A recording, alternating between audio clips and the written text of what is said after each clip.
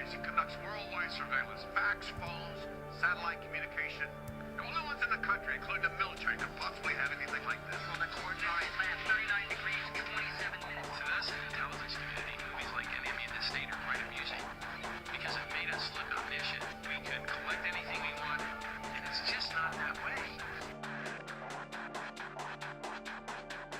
God bless us, everyone. We were broken people living under loaded gun, and it can't be outfought, it can't be outdone, it can't be outmatched, it can't be outrun. No, God bless us, everyone. We were broken people living under loaded gun, and it can't be outfought, it can't be outdone, it can't be outmatched, it can't be outrun.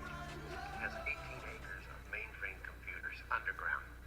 You're talking to your wife on the phone, you use the word bomb, president, Allah, any of 100 keywords. Computer recognizes it, automatically records it, red flags it for analysis. That was 20 years ago. American Airlines Flight 77 was taken over by 5 hijackers led by Hani Hanjour. Hanjour entered the United States in 1996 to become a professional airline pilot, but he did not complete a single course. On the morning of 9/11, Hani and his 4 accomplices traveled to Dulles International Airport outside Washington, D.C. They had spent the past weeks at the Valencia Motel in Laurel, Maryland, 6 miles from the National Security Agency.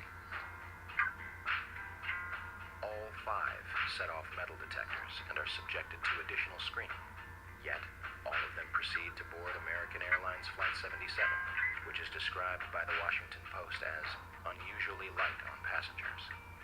Out of 188 seats, 64 would be filled. In fact, all 4 planes involved in 9/11 would be at approximately 30% capacity. The hijackers will board alongside Barbara Olson, the wife of Solicitor General Ted Olson, and a number of employees from Boeing, Raytheon, the Department of Defense, Lockheed Martin, American Airlines, the Navy, Army, and other government agencies.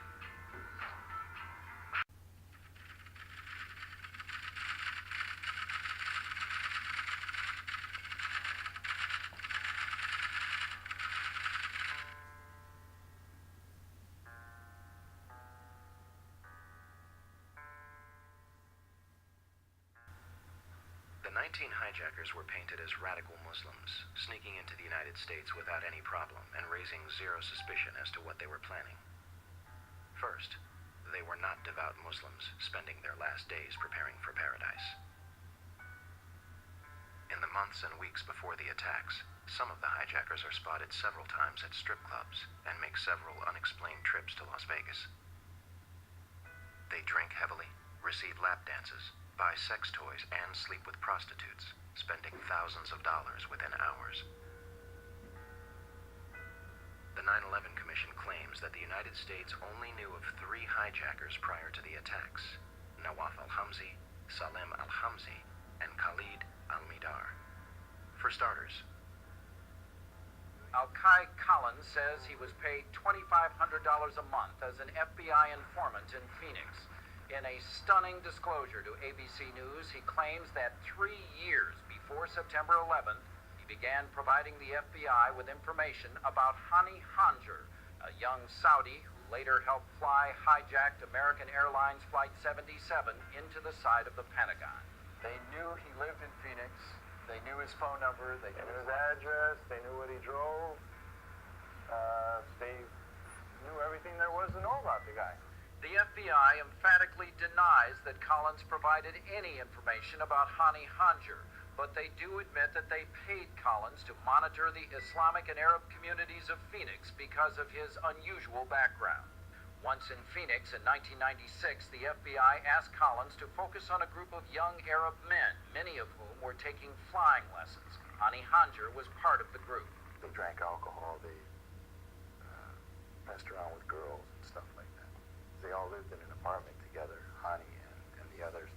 Collins said he provided the FBI with basic facts, letting the FBI take it from there. 2 of the hijackers even lived with an FBI informant in San Diego and were visited by Hani Hanjour and Mohammed Atta. Finally, an intelligence unit by the name of Able Danger claimed to have identified Mohammed Atta and 3 other hijackers 2 years before 9/11. The Department of Defense and White House, of course, officially deny it. FBI Director Robert Mueller claimed that the hijackers gave no hint to those around them what they were about. However, this turns out to be far from the truth. Shortly after Atta arrived in the country, he tried to get the U.S. government to essentially finance his plot, seeking a loan from the Department of Agriculture. Janelle Bryant is the USDA loan officer in Homestead, Florida, who Atta approached in May of 2000. Bryant says it was this television commercial about how to borrow money from the government that led Atta to the USDA office, seeking $650,000 for what he described as crop dusting. He wanted to finance a twin-engine, 6-passenger aircraft and remove the seats. And he said he was an engineer, and he wanted to build a chemical tank that would fit inside the aircraft. Bryant turned Atta down, but she spent more than an hour with him, talking, she says, of Bin Laden, Al-Qaeda, and targets. She says Atta became fixated with the aerial photo of Washington on her office wall. He pulled out a wad of cash about that big around and started throwing money on my desk. He wanted that picture really bad. He asked about the Pentagon and the White House and pointed them out. He asked about the Pentagon? Yes, sir, he did. In fact, he picked out where the Pentagon was. Bryant says Atta also asked her about security at the World Trade Center and what she knew of Chicago.